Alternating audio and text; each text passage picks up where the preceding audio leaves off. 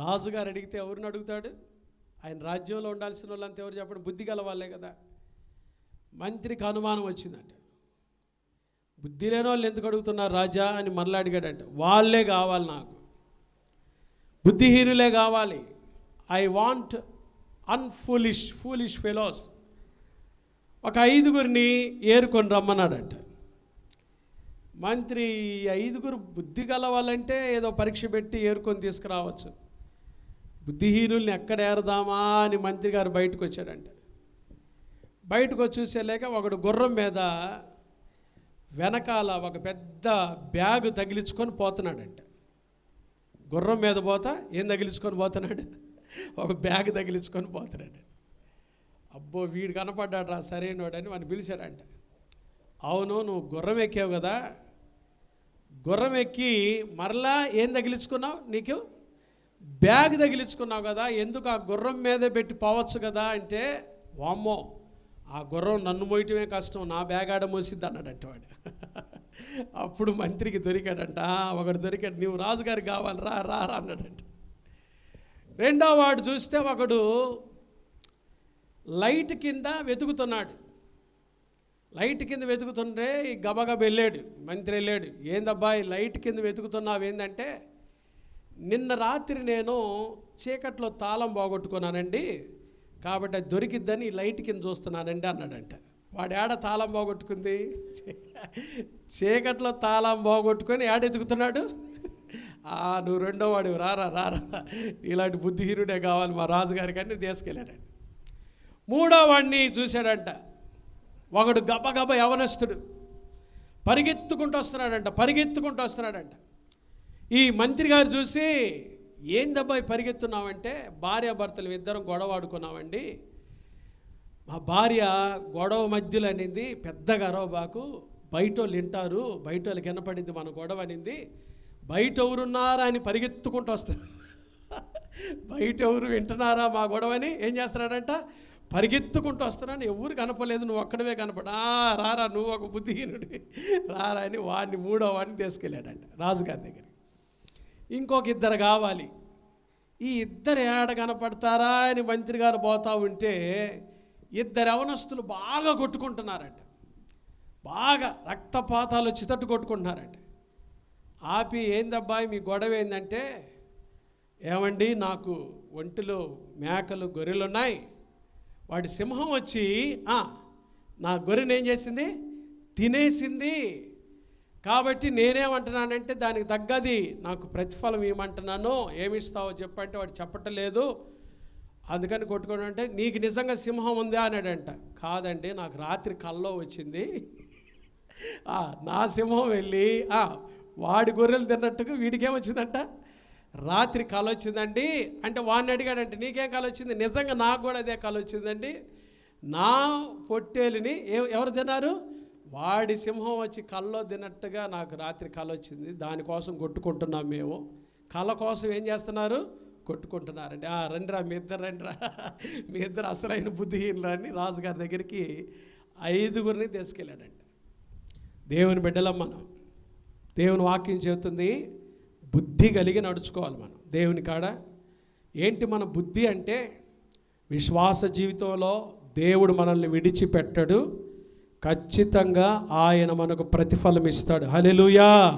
ఆయన నమ్మిన బిడ్డలు ఆయన విడువడు, ఎడబాయడు. అలాంటి బుద్ధి కలిగి విశ్వాసం కలిగి నడుచుకొనుటకు ఈరోజు వాక్యము యాకోబు రాసిన పత్రిక 5వ అధ్యాయము 7 నుంచి 11 వచనాలు. చాలా గంభీరమైన వర్తమానం, కాకపోతే కుదించి చెప్తా.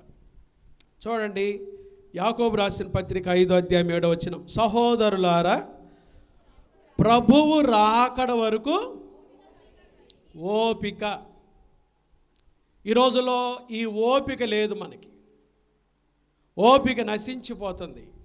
అయితే బైబిల్ చెప్తుంది ప్రభువు రాకడ వరకు. ఈ ఓపిక ఎప్పుడు దాకా ఉండాలంట? ఒకరోజు 2 రోజులు ఉంటే సరిపోదు. దేవుని నమ్మిన బిడ్డలకు ప్రభువు రాకడ వరకు ఓపిక ఉండాలి. ఎలా వస్తుంది ఈ ఓపిక? ఇక్కడిక్కడే ఈ 7, 8, 9, 10, 11 వచనాల్లో యాకోబు 3 విషయాలు చెప్పాడు. నేను ఆ 3 విషయాలు క్లుప్తంగానే చెప్తా.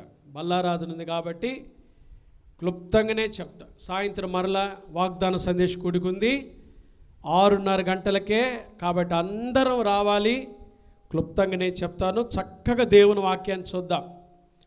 ఓపిక కావాలి మనకి కదా. పౌలు హెబ్రీ పత్రికలో కూడా ఈ మాట రాస్తాడు, విశ్వాసమునకు కర్తయు, చూడొద్దులేండి, చూడకుండా చెప్పండి, విశ్వాసమునకు కర్తయు దానిని కొనసాగించువాడునైనా యేసు వైపు చూచుచు మన ఎదుట ఉంచబడిన ఈ పరుగు పందెములో డాష్ ఓపికతో పరిగెత్తాలి. ఎలా పరిగెత్తాలి? క్రైస్తవుడంటేనే ఓపికకు మాదిరి. దేవుని బిడ్డలకు ఓపిక చాలా అవసరం. ఈ ఓపిక ఎలా వస్తుంది? మొదటి అధ్యాయంలో రాశాడు పౌలు. యాకోబు చూడండి, యాకోబు రాసిన పత్రిక 1వ అధ్యాయము 2వ వచనంలో 2-3 వచనాల్లో, నా సహోదరులారా, మీ విశ్వాసమునకు కలుగు పరీక్షలు ఏం పుట్టిస్తాయి? కాబట్టి ఒకవేళ ఈ ఉదయకాలం ఏదైనా పరీక్షలు గుండా వెళ్తున్నారేమో, ఆర్థిక ఇబ్బందులు ఒక పరీక్ష, ఇంట్లో అనుకున్నవి జరగకపోవటం ఒక పరీక్ష, పిల్లలు పుట్టకపోవటం ఒక పరీక్ష, ఏదైనా ఒక ఆర్థిక ఇబ్బంది, అనారోగ్యం, ఫ్యామిలీ ట్రబుల్స్, కుటుంబ సమస్యలు, ఏదైనా ఒక పరీక్ష మీకు ఓర్పును పుట్టించాలి. అది దేవుని బిడ్డల లక్షణం. విశ్వాసమునకు కలుగు పరీక్ష ఓర్పును పుట్టించునని ఎరిగి మీరు నానా విధములైన శోధనలో పడినప్పుడు అది మహానందమని ఎంచుకోండి. కొన్ని పరీక్షలు, విశ్వాస జీవితంలో వచ్చే పరీక్షలు మనకేం పుట్టించాలి? ఓర్పును పుట్టిస్తాయి. ఓర్చుకోవాలి. దేవుని బిడ్డలారా, ఓర్చుకోవాలి. పాస్టర్ గారు, నేను ఏదైనా చేస్తాను కానీ ఓర్చుకొని మాత్రం ఉండలేను పాస్టర్ గారు, ఓపిక నశించిపోతుంది. ఓర్చుకొనే ఉండాలి, ఓపిక కలిగి ఉండాలి. 3 విషయాలు రాసుకోండి. మొదటి విషయం, యాకోబు ఈ ఓపిక కోసం ఈరోజు మనందరం ఓర్చుకొని జీవించడం కోసం 3 విషయాలు. ఒకటి, లిసన్ టు ది ఎగ్జార్టేషన్. ఓపిక కొరకు ఈ హెచ్చరికను వినండి. ఒక హెచ్చరిక చేశాడు యాకోబు. మొదటి మాట, హెచ్చరికను వినండి. వినాలంట మనం. ఓపిక రావాలంటే ఈ హెచ్చరికను వినాలి. Listen to the exhortation. రెండవది, లుక్ టు ది ఎగ్జాంపుల్స్. కొన్ని ఉదాహరణలు చెప్పాడు. ఇక్కడ ఈ భాగంలోనే 3 ఉదాహరణలు చెప్పాడు. ఆ ఉదాహరణల వైపు చూడండి. Look to the examples. మూడవది చాలా గంభీరమైనది, ఆశీర్వాదకరమైనది. Live in the excitement. ఉత్సాహంగా జీవించండి. ఈ 3 విషయాలు చాలా క్లుప్తంగా జాగ్రత్తగా చెప్తాను. మీరు బాగా గ్రహించి, ఇప్పటి వరకు ఓర్చుకోలేకపోతే, ఓపిక లేకపోతే యేసు ప్రభుని అడగండి. యేసయ్య మనందరికీ అట్టి ఓర్పును దయచేయునుగాక. చూద్దాం. చూడండి, యాకోబు రాసిన పత్రిక 5వ అధ్యాయము 7వ వచనం, సహోదరులారా, క్రైస్తవులకు, విశ్వాసులకు, యేసు ప్రభు రక్తంలో కడుగబడిన వారికి యాకోబు ఈ మాటలు రాస్తున్నాడు. ప్రభువు రాకడ వరకు ఓపిక కలిగి ఉండుడి. చూడుడి, వ్యవసాయకుడు తొలకరి వర్షమును కడవరి వర్షమును సమకూడు వరకు విలువైన భూఫలము నిమిత్తము ఇప్పుడు మీరు చెప్పండి, వ్యవసాయకుడు ఓర్చుకునేది ఎందుకు? చెప్పండి, ఆన్సర్ చెప్పండి. విలువైన భూఫలం. చెప్పండి ఆ మాట. దేశ భాషలందు విలువైన భూఫలం. రైతు ఓర్చుకునేది ఎందుకో తెలుసా? ఒకరోజు నాకు విలువైన భూఫలం రావాలి. క్రైస్తవుడు ఓర్చుకోవలసింది కూడా యేసు ప్రభు దగ్గర నేను నిలబడ్డప్పుడు నా ప్రభు నాకు ఇచ్చే ఫలము కొరకై నేనేం చేయాలి? అన్ని ఓర్చుకోవాలి. మనకు అసలు ఓర్పు అస్సలు ఉండదు కదా, ఓర్పు అస్సలు ఉండదు కదా. వ్యవసాయకుడు, ఒక రైతు ఓర్చుకుంటాడు. ఎందుకు తెలుసా? ఎందుకంటే ఒకరోజు ఈ 6 నెలల పంటకి నేను ఓర్చుకుంటే ఏమొస్తుంది? విలువైన భూఫలం వచ్చింది. క్రైస్తవుడు ఓర్చుకోవాల్సింది. ఎందుకంటే యేసు ప్రభు దగ్గర నేను ఒకరోజు నిలబడ్డప్పుడు ఆయన నాకేమిస్తాడు? There is a reward. రక్షణ పొందిన వాళ్ళందరం ప్రభు దగ్గరికి వెళ్తాం కదండి. రక్షణ పొందిన మనందరం ప్రభు దగ్గరికి వెళ్ళేది ఎందుకో తెలుసా? ఆడ మనందరం నిలబడ్డప్పుడు ఈ లోకంలో మనం జీవించిన జీవితానికి యేసయ్య ఏం చేస్తాడు? భలా నమ్మకమైన మంచి దాసుడా, మంచి దాసురాలా, ఈ కొంచెంలో నమ్మకంగా ఉన్నావు కాబట్టి ఇదిగో నేను అనేకమైన వాటి మీద నియమిస్తానని బహుమానాలు ఇస్తాను. రక్షణ పొందని వారికి ధవల సింహాసనపు తీర్పు ఉంటుంది, వారు చేసిన పాపాలను బట్టి. దేవుని బిడ్డలారా, ఓర్చుకోవాలి. వ్యవసాయకుడు ఓర్చుకుంటాడు. కాబట్టి మొదటి మాట రాసుకోండి, listen to the exhortation. Listen to the exhortation. హెచ్చరికను వినండి. ఏమి హెచ్చరిక చెప్పాడు చూడండి. 5వ అధ్యాయం 7వ వచనం. సహోదరులారా, ప్రభువు రాకడ వరకు ఓపిక కలిగినుడి. చూడుడి, వ్యవసాయకుడు తొలకరి వర్షమును కడవరి వర్షమును సమకూడు వరకు విలువైన భూఫలము నిమిత్తము ఓపికతో కాచుకొనుచు దాని కొరకు కనిపెట్టాలి. ఓపికలో ఏమి హెచ్చరిక చెప్పాడు తెలుసా? Wait patiently. ఓపికతో ఎదురు చూడండి. విశ్వాసి ఓపికతో ఎదురు చూడాలి. ఓపికతో ఎదురు చూడాలి. హోటల్కి వెళ్తాం ఏమండి, అందరు హోటల్కి వెళ్ళినాలేగా. హోటల్ అంటే మాకు తెలియదు పాస్టర్ గారు అనబాకండి దయచేసి.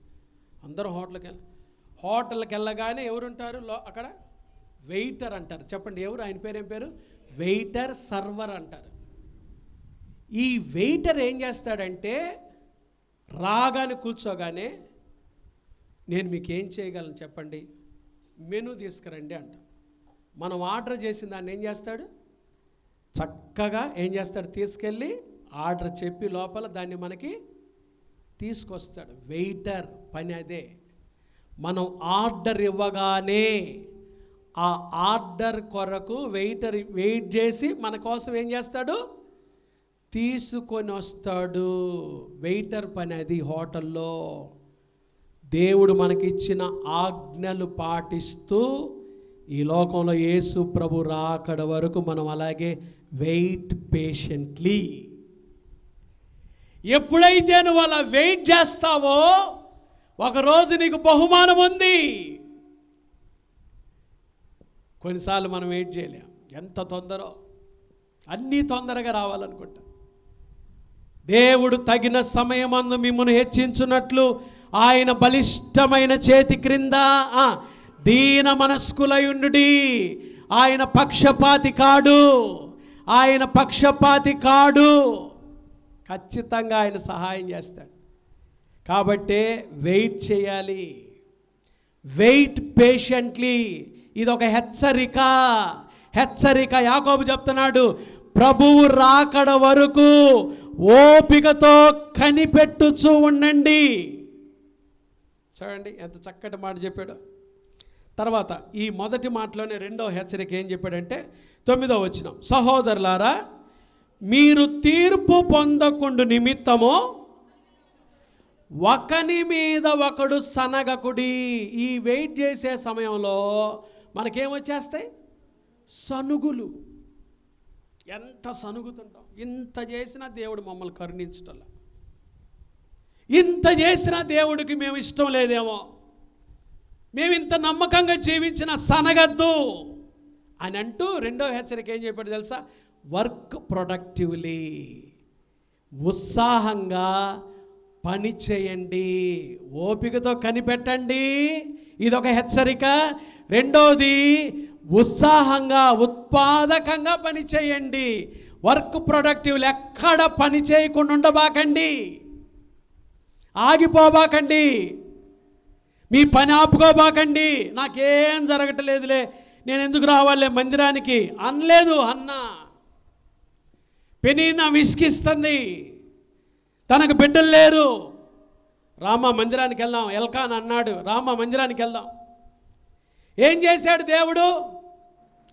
గొడ్రాలనైతే అనలేదండి, వచ్చింది, మందిరానికి వచ్చింది. ఆగిపోకూడదు విశ్వాసి, సనగకూడదు విశ్వాసి. ఒకని మీద ఒకడు సనగబాకండి, దేవుని కొరకు పని చేయండి. ఒకరోజు మీ పనికి తగిన ప్రతిఫలం దేవుడు మీకు ఖచ్చితంగా ఇస్తాడు. హల్లెలూయా. సనగకూడదు. ఇది రెండో హెచ్చరిక.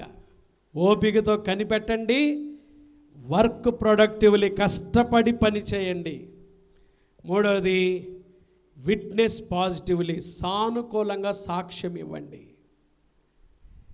ప్రభువు నమ్మదగిన వాడని, ఒకరోజు దేవుడు కార్యం చేస్తాడని ప్రభువు నిమిత్తమై సానుకూలంగా సాక్ష్యం ఇవ్వండి కదండి. కొన్నిసార్లు ఏదైనా ఆలస్యం అయితే వెంటనే దేవుడు ఏం చేశాడండి మా బ్రతుకులో? ఆయన మాకేం చేయలేదండి, నష్టాలే చూస్తున్నామండి, చాలా పోరాటాలండి, చాలా కష్టాలండి. చెప్పేవి కాదు ఈ కష్టాలు, ఏం జరగట్లేదండి. విశ్వాసం అలా చెప్పకూడదు. ఎందుకో తెలుసా? చూడండి 9వ వచనం ఏమన్నాడో, సహోదరులారా మీరు తీర్పు పొందకుండా నిమిత్తమో ఒకని మీద ఒకడు సనగకుడి, ఇదిగో న్యాయాధిపతి ఎక్కడున్నాడు? ఆయన చూస్తున్నాడు అన్నీ. సానుకూలంగా సాక్ష్యం ఇవ్వండి. న్యాయాధిపతి వాకిట నిలుచున్నాడు. ప్రియమైన దేవుని బిడ్డలారా, ఇదొక హెచ్చరిక. మొదటి మాట అంటున్నాడు, లిజన్ టు ద ఎగ్జార్టేషన్. హెచ్చరికను వినండి జాగ్రత్తగా. ఏమి హెచ్చరిక? దేవుని కోసం కనిపెట్టుకోండి, ఓపికతో కనిపెట్టుకోండి. రెండవది, ఓపికతో కనిపెట్టుకున్న వారు సనగబాకండి, కష్టపడి పని చేయండి. పని చేస్తున్న మీరు సానుకూలంగా మంచి సాక్ష్యమే ఇవ్వండి. ఎందుకంటే మన ప్రతి మాట యేసయ్య వింటున్నాడు, ప్రతి మాట యేసయ్య వింటున్నాడు. కాబట్టి సానుకూలంగా సాక్ష్యం ఇవ్వండి. న్యాయాధిపతి ఉన్నాడు, ఆయన అన్నీ చూస్తున్నాడు, అన్నీ వింటున్నాడు, ఆయనకు అన్నీ తెలుసు. కాబట్టి జాగ్రత్తగా సాక్ష్యం ఇవ్వండి. దేవుని బిడ్డలారా, ఒకరోజు ఓర్చుకున్న వారికి, పెద్దలు అంటారు కదా, ఓర్చుకున్న వారికి ఓరుగలంత పట్టణం. ఓపికను మాత్రం తీసేసుకోబాకండి, ఓర్చుకోండి, దేవుడు కార్యం చేస్తాడు. ఓర్చుకోండి. అంతము వరకు సహించిన వాడే రక్షించబడును. అంతం వరకు ఓర్చుకోవాలి, ఆఖరి దినము వరకు ఓర్చుకోవాలి. దేవుని బిడ్డలారా, ఓపికను మాదిరిగా పెట్టుకోండి. రెండవ మాట చూద్దాం. ఇక్కడ 3 ఉదాహరణలు చెప్పాడు, 3 examples. Look to the examples. 3 ఉదాహరణలు చెప్పాడు యాకోబు. ఏం చెప్పాడు చూడండి. మొట్టమొదటి ఎవరు? వ్యవసాయకుడు. 7వ వచనం చదువుదాం. చూడండి, యాకోబు రాసిన పత్రిక 5వ అధ్యాయం 7వ వచనం. సహోదరులారా, ప్రభువు రాకడ వరకు ఓపిక కలిగి ఉండండి. చూడుడి అంటే ఏంటి? చూడండి అయితే ఇంక దానికి మళ్ళీ నేను ఇంక అర్థం చెప్పాలా? చూడుడి అంటే అర్థం ఏం చెప్పండి? చూడండి. ఎవరిని చూడమంటున్నాడు? ఫార్మర్, రైతును చూడమంటాడు. ఏం చేస్తాడు రైతు? చూడండి, వ్యవసాయకుడు తొలకరి వర్షమునో కడవరి వర్షమునో సమకూడు వరకు. Very good. అసలు ఇప్పుడు వర్షాలు ఎప్పుడు పడుతున్నాయి అర్థం కావట్లే. ఇది మే నెల కదండి, పోయిన నెల అసలు మామూలుగా మే నెలలో ఏమంటారు? రోళ్ళు పగిలే, ఏం కార్తీ దాని పేరు? అబ్బా, మీకు ఇవన్నీ భలే తెలుసు, అసలు జనరల్ నాలెడ్జ్. రోళ్ళు పగిలే ఎండలు అన్నారు, కానీ దేవుని కృప మనకి ఎంత చల్లగుందో. హల్లెలూయా. ఎప్పుడు ఎండ వస్తుందో తెలియట్లా, ఎప్పుడు. కానీ వ్యవసాయకుడు ఏం చేస్తాడో తెలుసా? పరిస్థితులు పట్టించుకోడు, పరిస్థితుల వైపు చూడ్డు. భూమిలో విత్తనం నాటిన కాడి నుంచి ఒకటే ఆశ, విలువైన భూఫలము కొరకు తొలకరి వర్షం వైపు చూస్తాడు, కడవరి వర్షం వైపు చూస్తాడు. పడితే పడినట్టు, లేకపోయినా పరిస్థితుల వైపు మాత్రం చూడు. కానీ తన కష్టపడకుండా ఆగుతాడా? పొలాన్ని దున్నకుండా ఆగుతాడా? నీరు పెట్టకుండా ఆగుతాడా? రోజు దాన్ని జాగ్రత్త చూసుకోకుండా ఆగుతాడా? వ్యవసాయకుడు ఎంత ఓర్చుకుంటాడో. కొన్నిసార్లు విశ్వాసి దేవుని బిడ్డలం అయ్యుండి కూడా మనకు అంత ఓర్పు ఉండదు. దేవుడు కార్యం చేసేంత వరకు ఓర్చుకొని ఉండాలి. Look to the examples. మూడు విషయాలు ఉదాహరణ చూపించారు. ఒకటి వ్యవసాయకుడి నుంచి ఏమి నేర్చుకోవాలి? వ్యవసాయకుడు పరిస్థితుల మీద ఆధారపడ్డు, పరిస్థితుల వైపు చూడడు. ఈరోజు ఎండగాసినా, రేపు వాన వచ్చినా, రేపు అది వచ్చినా, తుఫాన్ వచ్చినా, ఇంకోటి వచ్చినా వ్యవసాయకుడు అస్సలు పట్టించుకోడు. వ్యవసాయకుడు మనసులో ఉండేది ఏంటంటే విత్తనం వేసింది ఎందుకంటే ఒకరోజు విలువైన ఏం తీసుకోవాలి? ఫలము తీసుకోవాలి. పరిస్థితుల వైపు చూస్తున్నావా? ఎండ వైపు చూస్తున్నావా? తుఫానుల వైపు చూస్తున్నావా?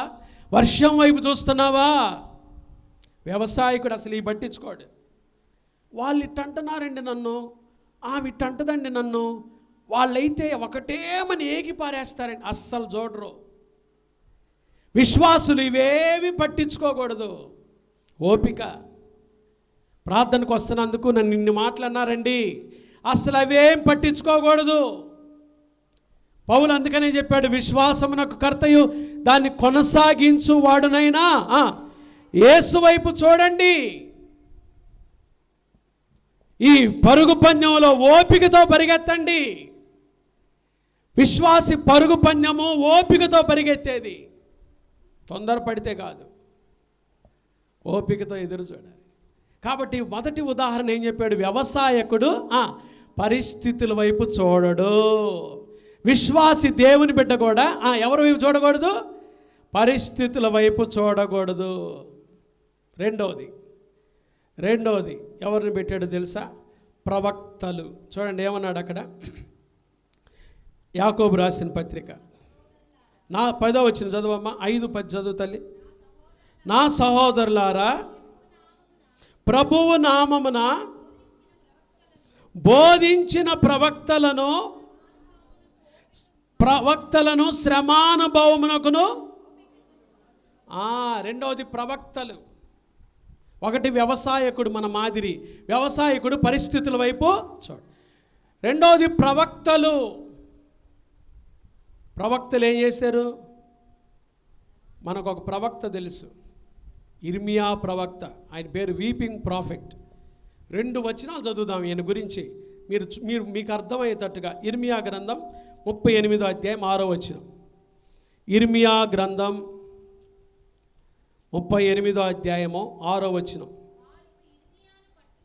చూడండి. ఇర్మియా ఉన్నది ఉన్నట్టుగా చెప్తున్నందుకు ఆ రోజుల్లో ఇర్మియా ప్రవక్తను పట్టుకొని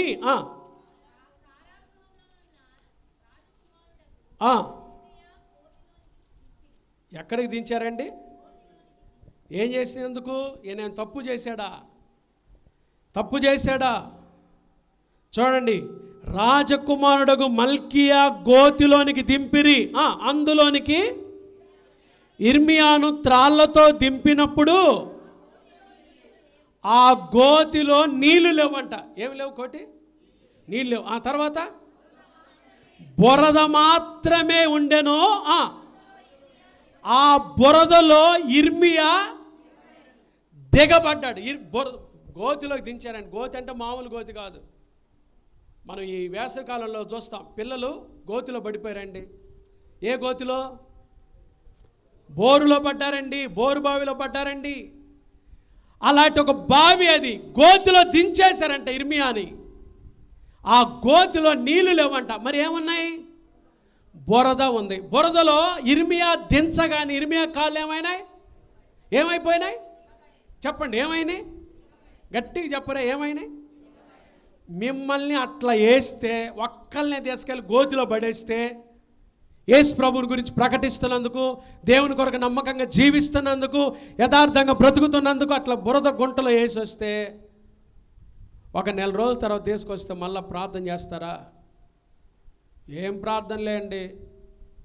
పాస్టర్ గారు ఏం వచ్చేయాలండి సిబిసికి, మీరేం రమ్మంటారు. చూడండి, మొన్న నేను నెల రోజులు ఏడబడి వచ్చానో ఆ బురదలోకి వెళ్తే, బురదలో మామూలుగా ఏముంటాయి చెప్పండి? దోమలు ఉంటాయా? ఉంటాయి. ఏ సహజమైనవి చెప్పండి అయ్యా? దోమలు ఉంటాయి, ఈగలు ఉంటాయి. ఇంకా ఆ బురదలో నుంచి ఏం రావచ్చు? కప్పలు వస్తాయి. ఎన్ని కప్పలు వచ్చినాయో. బురదలో మామూలుగా మంచి స్ప్రే వాసన వచ్చింది. అబ్బా, అడోనిల్ తాగినట్టు అట్ట వచ్చిద్దా? బురద ఎట్టుంటుంది? చండాలమైన వాసన అయి ఉంటుంది. కొన్ని రోజులు అట్లా బాధలో దించితే ఇర్మియా ఏం చేశాడు చూడండి. ఇప్పుడు 20వ అధ్యాయం, ఇర్మియా గ్రంథం 20వ అధ్యాయం 9వ వచనం చదవండి. 9వ వచనం చదవండి. ఇర్మియా 20:9. మనలాగే అనుకున్నాడంట ముందు.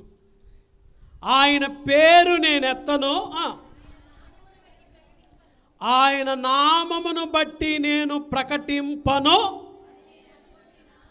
బురదలో వేసినందుకు ఆ బురద అనుభవం, ఆ గోతి అనుభవం, ఆ దోమలు, ఆ కప్పలు, ఆ వాసనకి మనలాగే ఏమనుకున్నాడంట? ఆయన పేరు నేను ఎత్తను, ఆయన నామమును బట్టి నేను ప్రకటించను అని నేను అనుకుంటున్నా.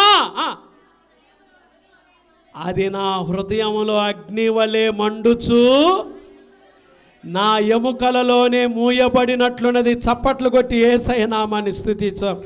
ఓర్చి విసిగి ఉన్నాను, చెప్పక మానలేదు. బాబా, ప్రవక్తలు ఓర్చుకున్నారు.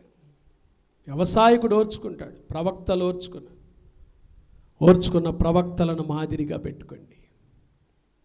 మూడోది ఎవరు? ముగ్గురు అన్నాగా, ప్రవక్తలు. వాళ్ళు ముఖాముఖిగా ఎదుర్కొన్నారు. వ్యవసాయకుడు పరిస్థితులు ఎదుర్కొన్నాడు. యోబు గురించి రాశాడు. యోబు గ్రంథం, యాకోబు రాసి పత్రిక 5:11 చదవండి. 5:11 చదవండి.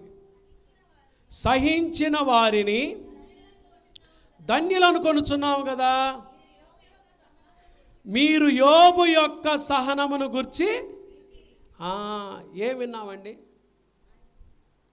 యోబు గురించి ఏం విన్నాం? మనకేం తెలుసు? మీకేం తెలుసు చెప్పండి?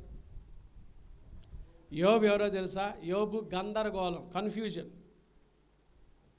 వ్యవసాయకుడేమో సర్కమ్స్టెన్సెస్, పరిస్థితులు. ప్రవక్తలేమో కన్ఫ్రంటేషన్, ముఖాముఖిగా ఎదుర్కొన్నారు. యోబు గందరగోళం, కన్ఫ్యూజన్. ఏంటి కన్ఫ్యూజన్? నిన్నటిదాకా యోబు ఎవరో తెలుసా? ఊజు దేశంలో రిచెస్ట్ ఫెలో. ఎవరు యోబు? యోబు ఎవరు? Richest fellow. యోబు ఆస్తి ఎంతో తెలుసా? ఇక్కడి నుంచి 15 మైళ్ళు అడ్డ రోడ్డు దాకా. యోబు ఆస్తి ఎంతో తెలుసా? ఆ రోజుల్లో బ్యాంకులు లేవు. దాసులు, దాసీలు, గొర్రెలు, గాడిదలు, ఒంటెలు, ఇవన్నీ ఇక్కడి నుంచి నిల్చోబెడితే ఎక్కడి దాకా? 15 మైళ్ళ దూరం అంట, అడ్డ రోడ్డు అంతా. అంత ఆస్తిపరుడు యోబు. ఒక్క రోజులోనే, హేమా వింటున్నావా? ఒక్క రోజులోనే ఏమైంది చెప్పండి? యోబు ఆస్తి అంతా ఏమైపోయింది? నిన్నటిదాకా రిచెస్ట్ ఫెలో. బ్యాంకుల్లో షేర్లన్నీ యోబుయే. మన భాషలో చెప్పాలంటే పెట్టుబడులు, రియల్ ఎస్టేట్ వ్యాపారాలు అంతా చుట్టూ ఎవరు చుట్టూ తిరుగుతున్నారు?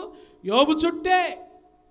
నిన్నటిదాకా మొత్తం వెంచర్లన్నీ యోబుయే, వ్యాపారాలన్నీ యోబుయే, పిల్లలదే ఆస్తి. ఒక్క రోజుకే ఏమైపోయాడు? మొత్తం కోల్పోయాడు. ఏమంటే గందరగోళం వస్తా రాదా? ఏందిరా నిన్నటిదాకా నా పరిస్థితి ఏంటి, ఈరోజు నా పరిస్థితి? మామూలుగా అయితే మనమైతే ఏమనుకున్నాను, పిచ్చి బట్టి నన్ను ఏడకి తీసుకెళ్ళండి, మెంటల్ హాస్పిటల్కి తీసుకెళ్ళి. మనమైతే ఎర్రగడ్డ మెంటల్ హాస్పిటల్ అటుపోయే వాళ్ళమే. కాస్త నాకు మైండ్ పని చేయట్లేదండి. మనమైతే యోబు ఏమన్నాడు చెప్పండి? యెహోవా ఇచ్చెను. ఇది మనం పలకటానికే, అది కూడా అనండి ఆ మాటను గట్టిగానండి. యెహోవా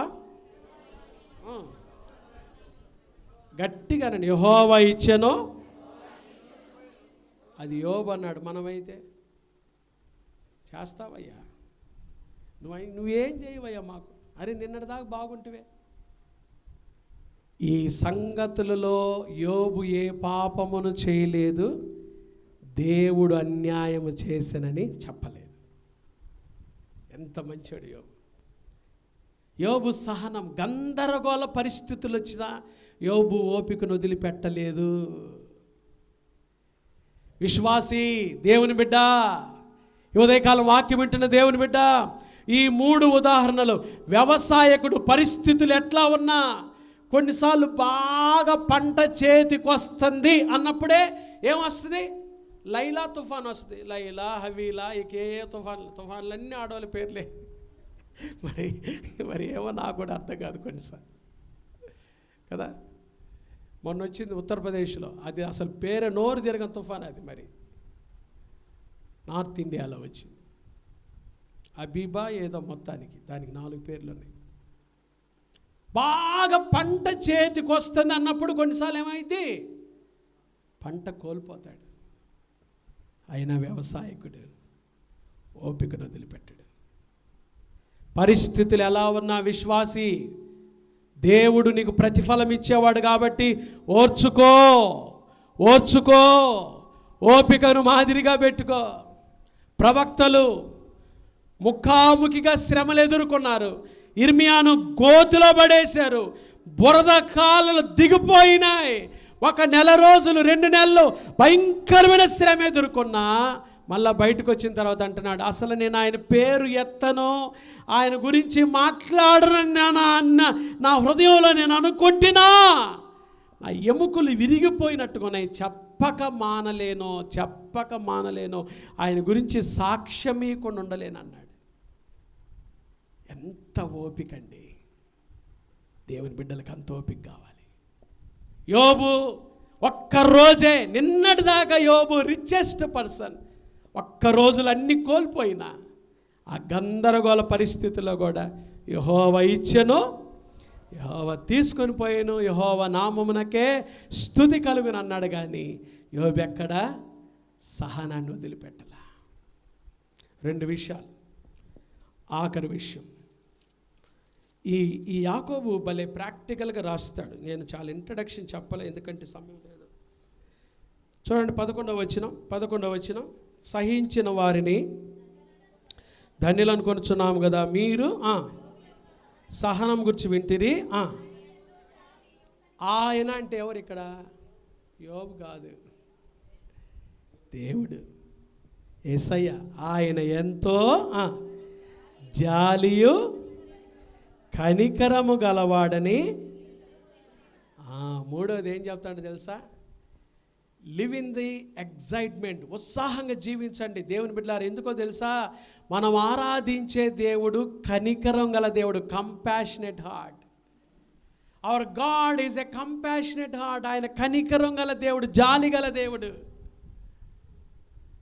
ఆయన ఓర్చుకున్న వారిని వదిలిపెట్టేవాడు కాదు.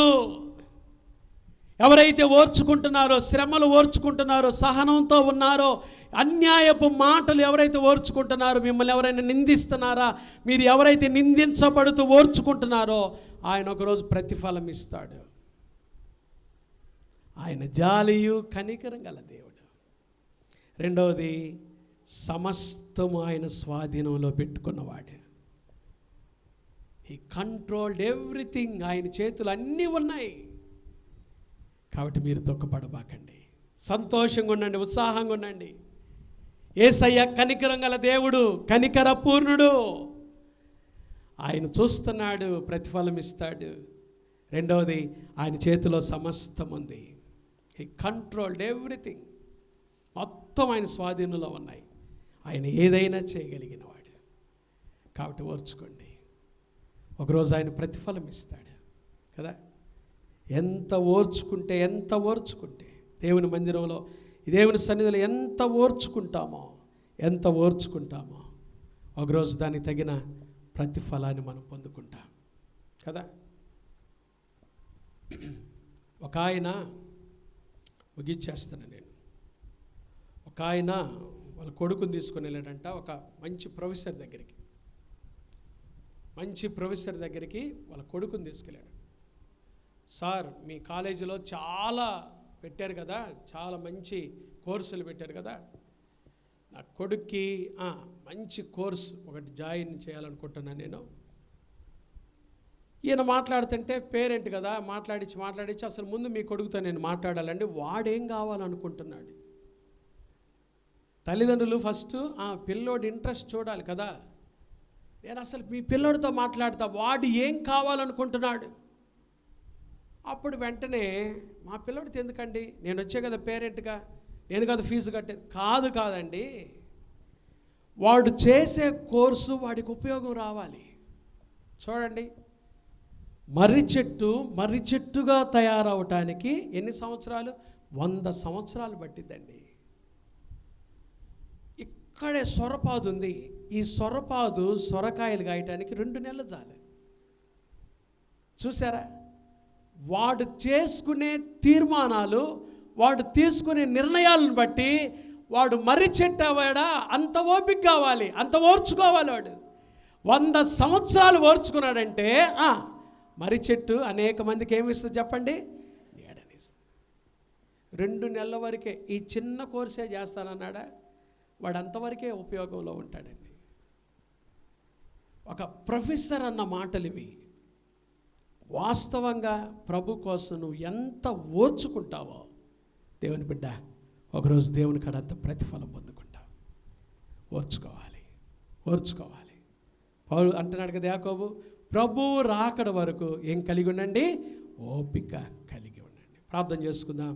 దేవుడు మనకిచ్చిన వాక్యాన్ని బట్టి ఈ ఉదయకాలం ఒకవేళ ఓర్చుకోలేకపోతున్నావా, వ్యవసాయకుని చూడు, ప్రతి పరిస్థితుల మీద ఆధారపడ్డు. ప్రవక్తలను చూడు, ముఖాముఖిగా వాళ్ళు శ్రమలు ఎదుర్కొన్న శ్రమల్లో కూడా వారు ఓర్పును వదిలిపెట్టల. యోబును చూడు, పరిస్థితులు గందరగోళం అయిపోయినా యోబు సహనాన్ని చూడు. దేవుని బిడ్డ, బీ పేషెంట్. ప్రభు రాకడ వరకు ఓపిక కలిగి ఉందా. తొందరపడి నిర్ణయాలు తీసుకోవద్దు. యేసయ్య ఒకరోజు ప్రతిఫలం ఇచ్చాడు. ఆయన ఎంతో జాలియు కనికరం గల దేవుడు మనకున్నాడు. కంపాషనేట్ హార్ట్, కనికరం గల దేవుడు, సమస్తం తన స్వాధీనంలో ఉంచుకునే దేవుడు మనకున్నాడు. యేసు వైపు చూస్తూ ఈ విశ్వాస జీవితంలో ఓపికతో ముందుకు సాగిపోదాం. ఓపికతో యేసు వైపు చూస్తూ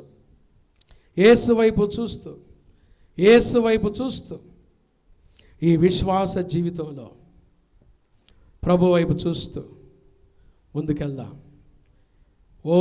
ఓపికతో ఉంటున్నావా? ఓర్చుకుని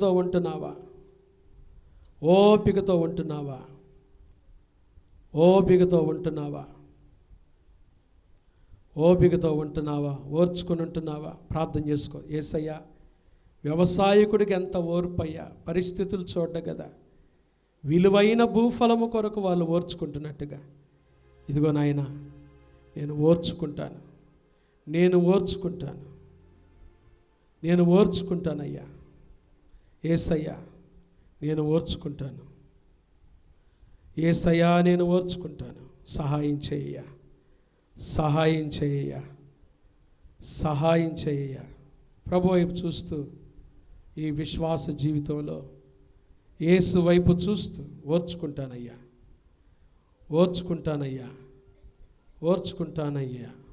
ప్రభు వైపు చూస్తూ, యేసయ్యా నేను ఓర్చుకుంటాను.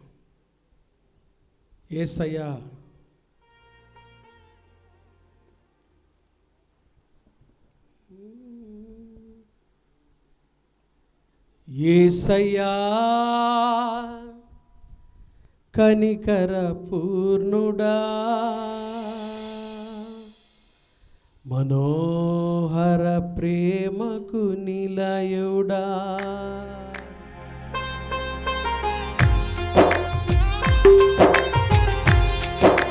యేసయ్య వైపు చూస్తూ ఈ విశ్వాస యాత్రలో ఓర్చుకుందాం.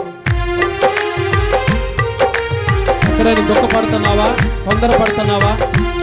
ఓపిక కలిగి ఉండండి.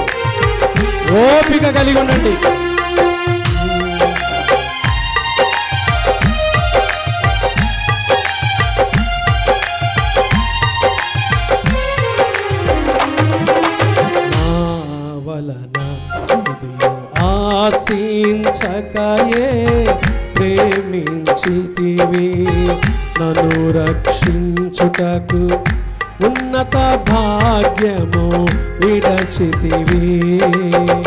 సిలువమానుపై రక్తము కాచి రక్షించితివి, శాశ్వత కృప పొంది జీవింతును ఇలా నీ కొరకే. అలసిన వారి ఆశను తృప్తి పరచితివి, అనంత కృప పొంది ఆరాధింతును అనుక్షణము. యేసయ్యా కనికరపూర్ణుడా, మనోహర ప్రేమకు నిలయుడా, నీవే నా సంతోషగానము, సర్వ సంపదలకు ఆధారము. నీవే నా సంతోషగానము, సర్వ సంపదలకు ఆధారము. అలసిన వారి ఆశను తృప్తి పరచితివి, అనంత కృప పొంది ఆరాధింతును అనుక్షణము. అలసిన వారి ఆశను తృప్తి పరచితివి, అనంత కృప పొంది ఆరాధింతును అనుక్షణము. యేసయ్యా కనికరపూర్ణుడా, మనోహర ప్రేమకు నిలయుడా, నీవే నా సంతోషగానము, సర్వ సంపదలకు ఆధారము. నీవే నా గానము, సర్వ సంపదలకు ఆధారము.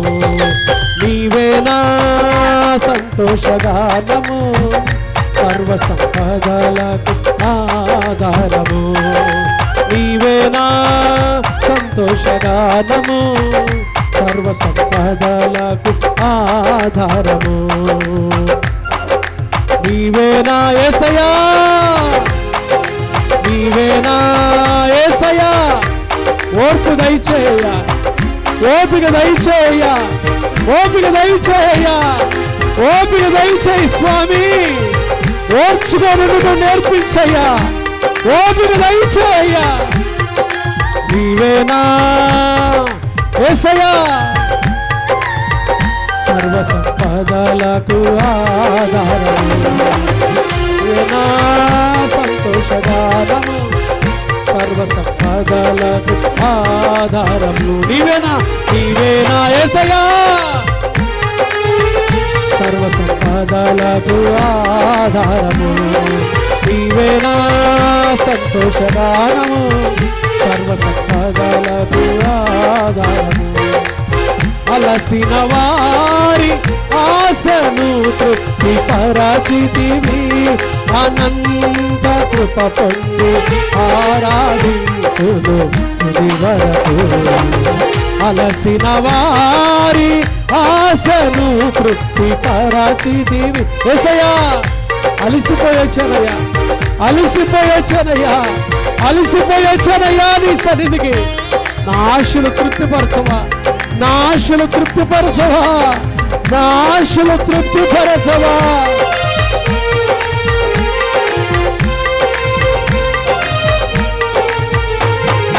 నీవే నా సంతోషగానము,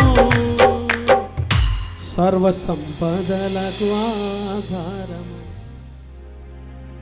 సహోదరులారా, ప్రభువు రాకడ వరకు ఓపిక కలిగి ఉండండి. చూడుడి, వ్యవసాయకుడు తొలకరి వర్షము కడవరి వర్షము సమ్మకుడు వరకు విలువైన భూఫలము నిమిత్తం ఓపికతో కనిపెట్టుకుంటున్నాడు కదా. సనుకోబాకండి, గొనుకోబాకండి, ఓర్చుకోనండి. పాస్టర్ గారు, ఈరోజు నుంచి నా బ్రతుకులో ఓర్చుకుంటానయ్యా. ప్రవక్తలను మాదిరిగా పెట్టుకోమన్నాడు, వ్యవసాయకుని మాదిరిగా పెట్టుకోమన్నాడు, యోబును మాదిరిగా పెట్టుకోమన్నాడు. సహనం కొరకు, ఓపిక కొరకు. పరిస్థితులు ఎలా ఉన్నా ఓపికతో ఉంటాడు వ్యవసాయకుడు, రైతు. ప్రవక్తలు ముఖాముఖిగా శ్రమలు ఎదుర్కొన్నా ఓపికతో ఎదురు చూశారు ప్రభు కోసం. యోబు గందరగోళ పరిస్థితుల్లో కూడా ఓపికను వదిలిపెట్టలేదు. పాస్టర్ గారు, నా కొరకు ప్రార్థన చేయండి, ఈరోజు నుంచి నేను అలా ఓర్చుకుంటానయ్యా, నా కొరకు ప్రార్థన చేయండి. నిజంగా అలా ప్రార్థన అవసరం కోరుతున్న వారు ఎవరు ఉంటే మీ చేతిలో చూపిస్తారు, మీ కొరకు ప్రార్థన చేస్తారు. పాస్టర్ గారు, నా కొరకు ప్రార్థన చేయండి, నాకు ఓపిక కావాలి, ఓర్చుకొని ఉండాలి, ఓపికతో కనిపెట్టుకోవాలనుకుంటున్నా. ప్రభు నన్ను దీవించేంత వరకు ఓపికతో కనిపెట్టుకొని ఉంటాం, నాకు సహాయం చేయండి. ప్రార్థన చేసుకుందాం. God bless you. పరిశుద్ధుడా, దయగల దేవా, మీరు ఇచ్చిన వాక్యాన్ని బట్టి స్తోత్రాలు అయా. యాకోబు రాసిన పత్రికలో నుంచి మా మేలు కోసం మీరు ఇచ్చిన ఈ ధ్యానాన్ని బట్టి మీకు ఓపిక కలిగి ఉండండి, ఓపిక కలిగి ఉండండి, ఓర్చుకొని ఉంటాం మాకు నేర్పించు. మీరు జాలి కనికరం గల దేవుడు అయ్యా. ఒకరోజు ఖచ్చితంగా మాకు సహాయం చేస్తారు, మమ్మల్ని ఆశీర్వదిస్తారు. మీరు అక్కడ వరకు ఈ లోకాన్ని మేము విడిచిపెట్టేంత వరకు నిజమైన ఓపిక కలిగి ఓపికతో నడుచుకోవటానికి సహాయం చేయమని బిడ్డలనైనా విన్న వాక్యం వారి హృదయంలో నీరు కట్టి ఫలింపచేయమని యేసు నామమున ప్రార్థిస్తున్నాము తండ్రి. ఆమేన్.